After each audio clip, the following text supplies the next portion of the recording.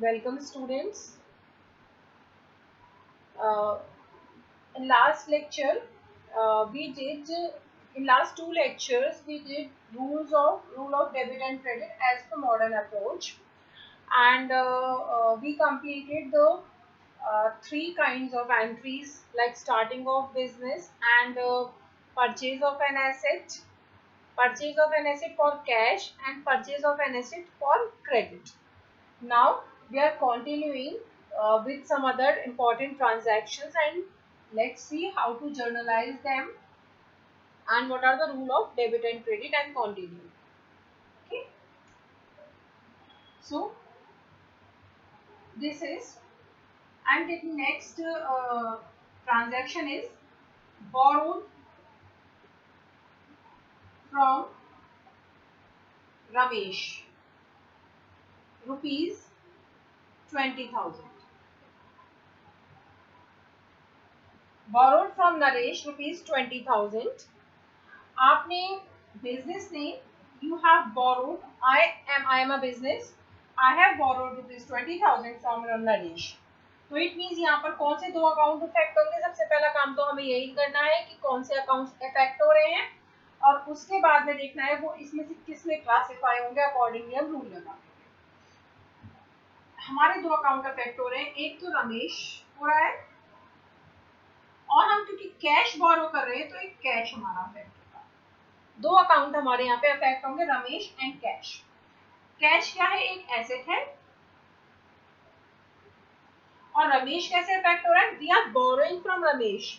रमेश हमको कुछ पैसा दे रहा है जो कि हमें फ्यूचर में रमेश को वापस करना होगा। कोई बिजनेस में आपका ऐसे तो पैसा देगा नहीं, कोई आपको पैसा दे रहा है, आप किसी से बोरो कर रहे हैं, तो फ्यूचर में आप उसको वापस करेंगे।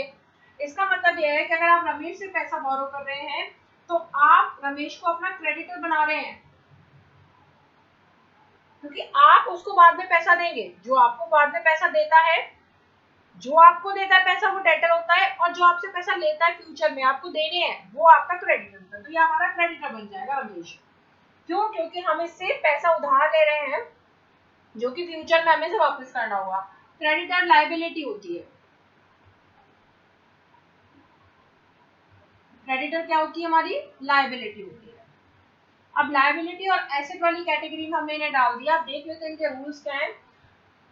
रूल्स पहले देखेंगे, इंक्रीज हो रहे हैं, डिक्रीज हो रहे हैं। जब हम बोरो कर रहे हैं नरेश से, तो नरेश अभी हमारा क्रेडिटर नहीं है, इसका बैलेंस हमारे साथ जीरो पे है, हमने ना इससे कुछ लिया है ना दिया है, ना हमें लेना है ना देना। अब क्या किया हमने? इससे 20,000 रुपए ले लिए, यानी कि ये हमारे अकाउंट में जीरो से होकर क्रेडिटर बढ़ के 20,000 तक पहुंच गया। तो ये क्रेडिटर इंक्रीज हो गया 20,000 रुपीज से, हमें से 20,000 फ्यूचर में देने हैं, ये इंक्रीज हो गया। रूल क्या कहता है? लायबिलिटी जब भी इंक्रीज होती है आप क्रेडिट कर दो उसे, वो लिखा है रूल कॉर्नर में। लायबिलिटीज, कैपिटल या प्रॉफिट्स जब भी इंक्रीज हो रहे हैं आप उन्हें क्रेडिट कर रहे हैं। अब कैश, आपने बोरो किया नरेश से कुछ पैसा, आपने कैश रिसीव कर लिया, तो कैश का भी बैलेंस जितना भी था आपके पास, सपोज तो पहले 50,000 का कैश था, अब 20,000 और हो गया, तो 50 से 70,000 हो जाएगा, 50,000 से 70,000 तक हो गया, 20,000 आपका कैश इंक्रीज हो गया। ठीक है। एसेट भी इंक्रीज हुई, आप देखिए रूल आपका कहता है एसेट जब भी इंक्रीज हो गया आप उसे डेबिट करेंगे। तो बहुत सिंपली इसकी अकाउंट की एंट्री हमारे सामने बन के आ जाती है।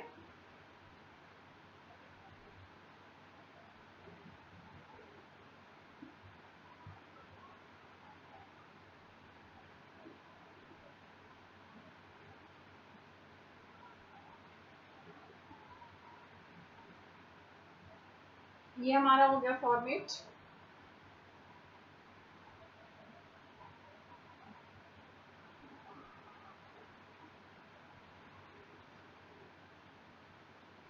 इसकी एंट्री हमारे सामने क्या बन के आती है? बहुत ही simply, cash account debit to Ramesh. नाम के आगे अकाउंट नहीं लिखते हैं, ये मैं आपको पहले ही बता चुकी हूँ।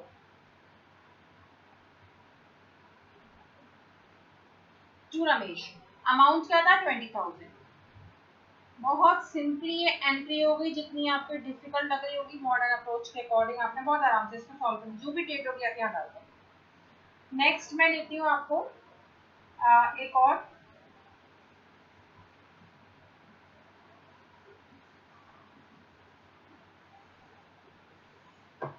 नेक्स्ट देखते हैं। नेक्स्ट में ले रही हूं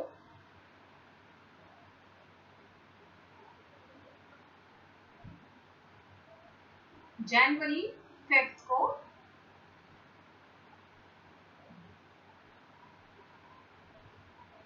परचेज गुड्स फॉर ₹15,000। गुड्स आपने खरीदे 15,000 के लिए। Purchased goods for ₹15,000। 15,000 रुपए के गुड्स हमने खरीदे। तो हमारे कौन कौन से अकाउंट्स अफेक्ट हो रहे हैं? पहले तो आपका एक तो गुड्स अकाउंट अफेक्ट हो रहा है, और क्या अफेक्ट हो रहा है? जब आप गुड्स परचेज करेंगे तो आप कैश पे करेंगे, तो एक कैश अकाउंट अफेक्ट हो रहा है। दो अकाउंट हमारे ये अफेक्ट हो रहे हैं। गुड्स अकाउंट क्या है?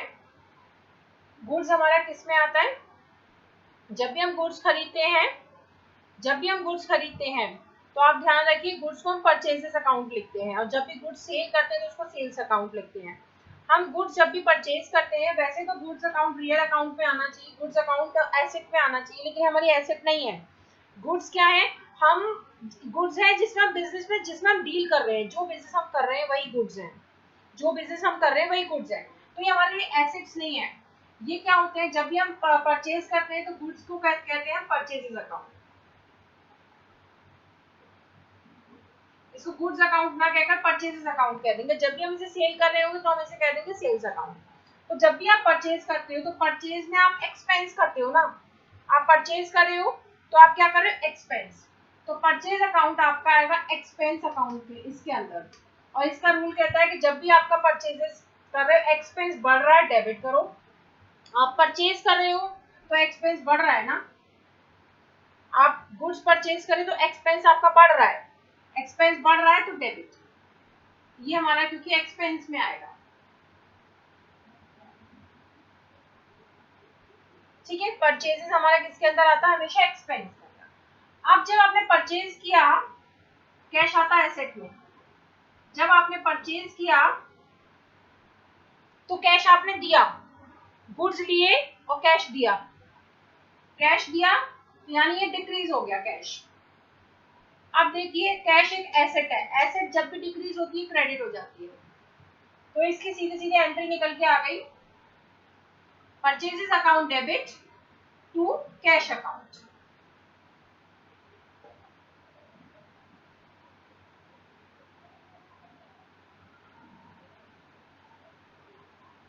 और अमाउंट आ गया 15,000।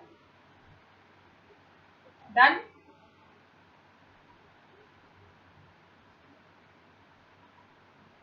जनवरी 5। अब मैंने इसको थोड़ा सा ट्विस्ट किया, परचेज किया, ये था परचेज गुड्स फॉर ₹15,000, ठीक है, परचेज गुड्स। आप ध्यान रखना, एक एंट्री जो हमने कल की थी वो की थी परचेज्ड फर्नीचर फॉर इतना अमाउंट, परचेज फर्नीचर। जब भी आप एसेट परचेज करेंगे तो एंट्री होगी asset account debit to cash account, उसमें क्योंकि एसेट परचेज कर रहे हो। लेकिन जब भी आप गुड्स परचेज कर रहे हो, गुड्स मतलब जिसमें आप जिस बिजनेस में आप डील कर रहे हो वो आप परचेज कर रहे हो। अगर आप कपड़े का बिजनेस कर रहे हो तो कपड़े आपके लिए गुड्स है। आप अगर इलेक्ट्रॉनिक आइटम्स का, आप मोबाइल का बिजनेस है तो मोबाइल आपके लिए गुड्स है। आपका बैग का बिजनेस है, बैग आपके लिए गुड्स है। अगर आपका बिजनेस फर्नीचर का है तो फर्नीचर आपके लिए गुड्स है। अगर आपका बिजनेस स्टेशनरी बेचने खरीदने का है तो स्टेशनरी आपके लिए गुड्स है। तो जिस भी बिजनेस में आप डील करते हो, जो भी आप अपने बिजनेस में खरीदते हैं बेचते हो, वो आपके लिए गुड्स कहलाते हैं। तो आप गुड्स और एसेट्स में डिफरेंशिएट करना आपको पता होना चाहिए कि हमारे लिए कौन सा गुड्स है और कौन सा एसेट्स है, हमारे लिए कौन सा गुड्स है और कौन सा एसेट्स है, ये आपको पता होना चाहिए, ठीक है। तो अब देखिए, परचेज फर्नीचर अगर होता और हमारा बिजनेस है स्टेशनरी का, तो परचेज फर्नीचर के केस में लिखते हैं furniture account debit to cash account, क्योंकि यहाँ पे हमने परचेज कोई एसेट परचेज नहीं की है, हमने क्या परचेज किया? गुड्स परचेज की। तो परचेजेस अकाउंट डेबिट, जब भी गुड्स परचेज करोगे तो परचेजेस अकाउंट है, ठीक है। अब इसमें थोड़ा सा हम ट्विस्ट कर देते हैं, purchase goods for ₹15,000 from Naresh. अगर एंट्री ये होती तो फिर हम क्या पास करते हैं? Purchase goods for ₹15,000 from Naresh. Naresh का नाम आ गया देखो, जब भी हम कोई भी चीज कैश, दो तरह से हम खरीदते हैं, या तो हम कैश में खरीदेंगे या क्रेडिट में खरीदेंगे, या तो नगद खरीदेंगे या उधार खरीदेंगे। अगर हम कैश में खरीदते हैं कुछ भी, तो हम कैश पे करते हैं, उस पर्सन का नाम नहीं लिखते जिससे हमने खरीदा है। लेकिन अगर हमने किसी का नाम लिख दिया है, इसका मतलब हमने उधार पे खरीदा है, क्रेडिट पे खरीदा है, हमने पैसे इमीडिएटली नहीं दिए हैं। तो ऐसे केस में हम क्या करेंगे, purchase goods for rupees 15,000 from Naresh. तो इसका मतलब ये है कि जो हमारा दूसरा अकाउंट था वो कैश अफेक्ट नहीं हो रहा है, कैश गया ही नहीं है। हमने कहा है भाई ठीक है, हम गुड्स परचेज कर रहे हैं 15,000 रुपए के आज, लेकिन पैसा हम तुमको बाद में देंगे, पैसा हमने नहीं दिया है। तो ध्यान रखना, परचेज गुड्स फॉर रुपीज 15,000 की एंट्री अलग है, purchase goods for rupees 15,000 from Naresh, नाम आ गया, इसकी एंट्री अलग होगी।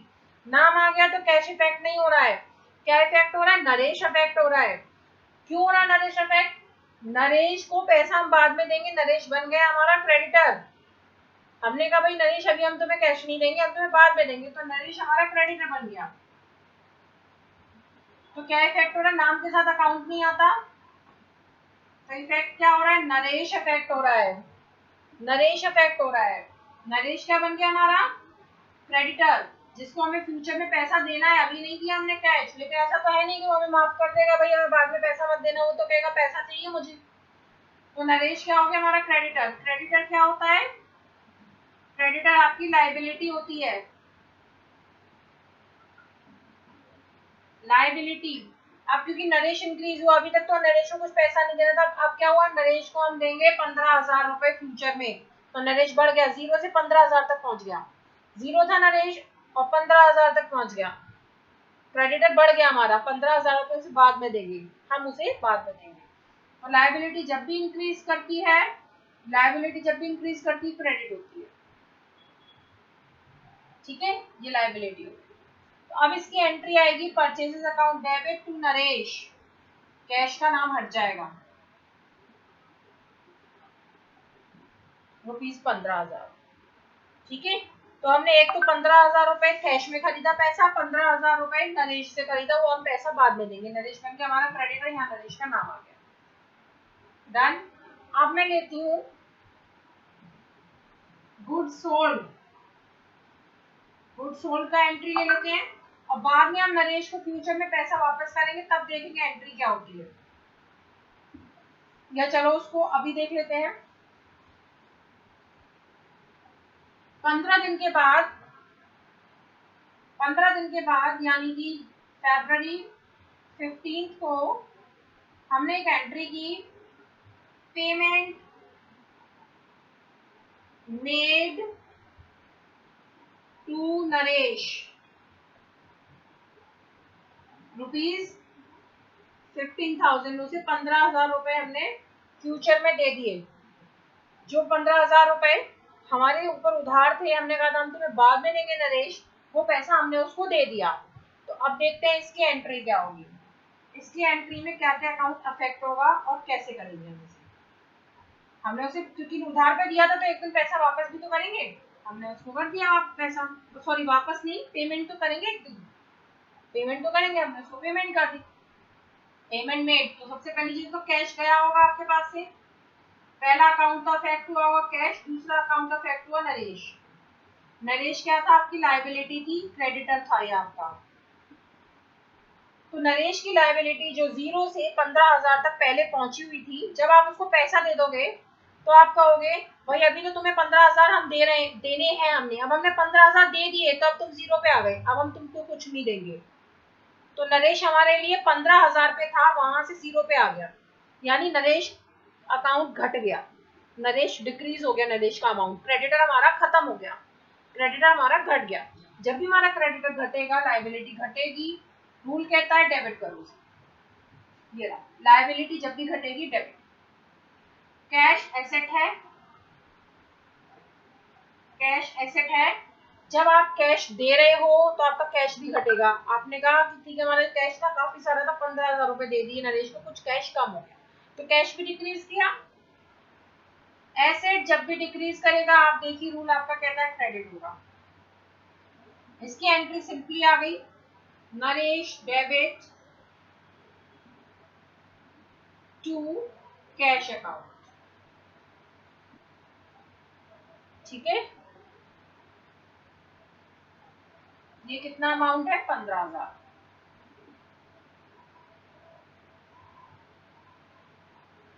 जो भी डेट है आप वो डेट डाल दीजिए, February 15। It is, this is done. अब आ जाते हैं हम गुड्स सेल करने की एंट्री पर।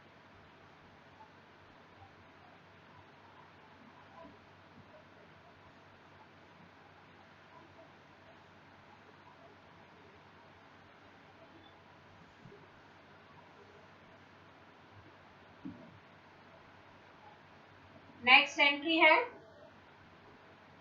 Sold goods for ₹18,000।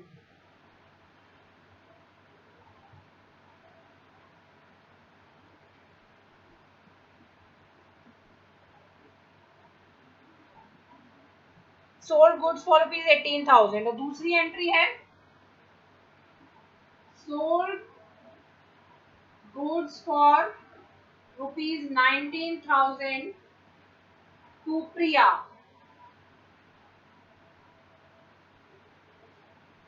इन दोनों को बताते हैं। इसके बाद में तीसरी एंट्री लेंगे हम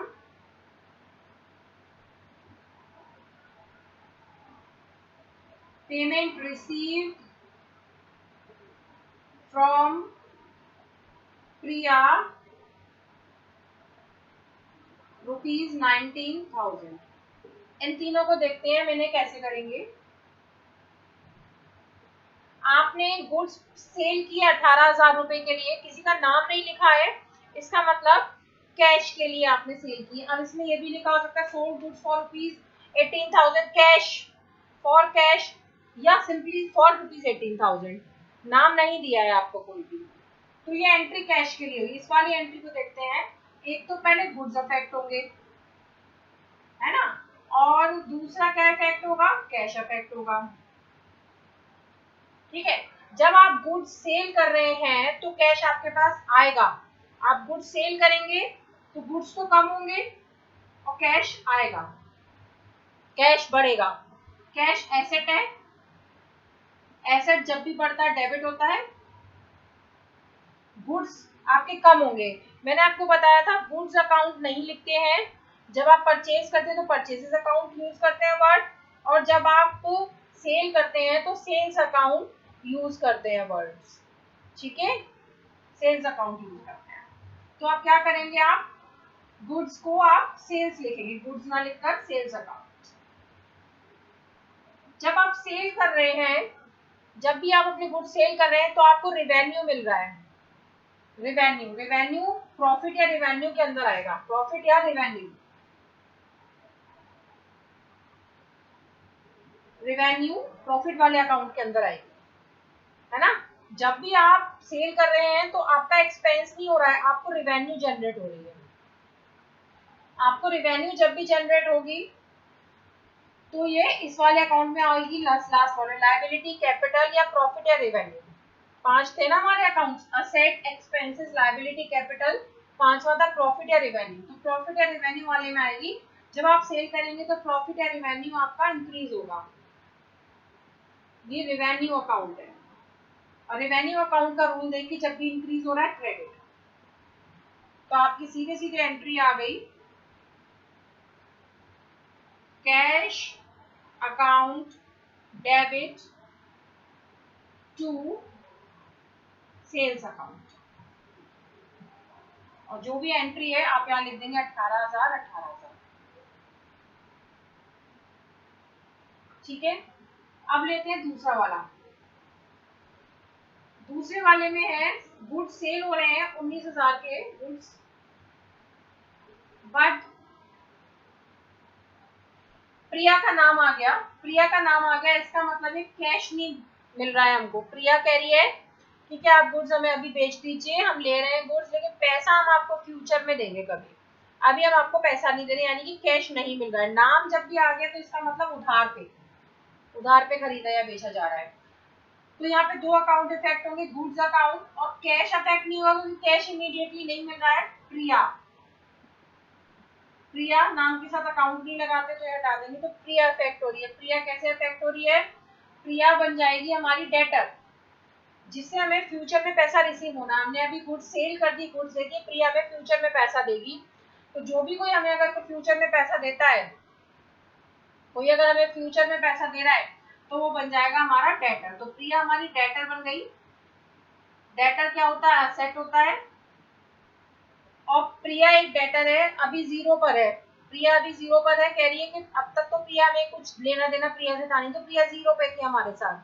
अब प्रिया कह रही है मैं आपको पैसे दूंगी 19,000 फ्यूचर में। तो प्रिया के नाम पर 19,000 रुपए हमने चढ़ा दिए। हमने उसके नाम पर 19,000 रुपए चढ़ा दिए कि तुम हमें 19,000 बाद में दोगी। तो 19,000 से हमारा डेटर इंक्रीज हो गया। जब भी एसेट इंक्रीज होती है वो होती है डेबिट। तो ये हमारी एंट्री आ गई, Priya debit to sales account 19,000। Next entry देखिए हम,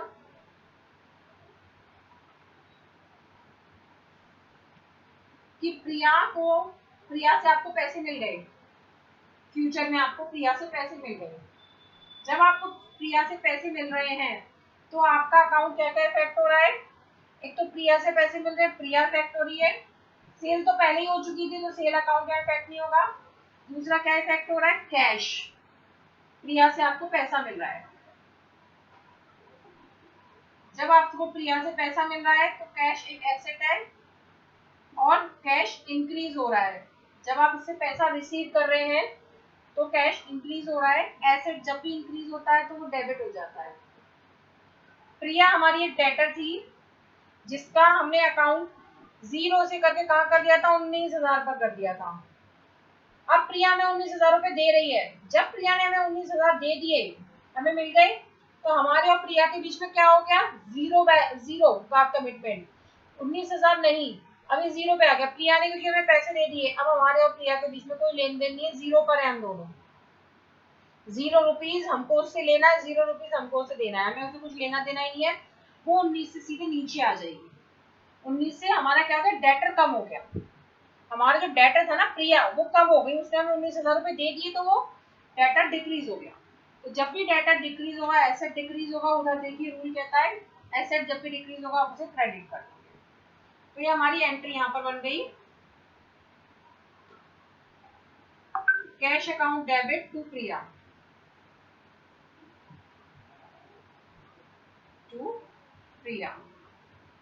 डन। आगे हम कल करेंगे। That's it for today. Thank you all.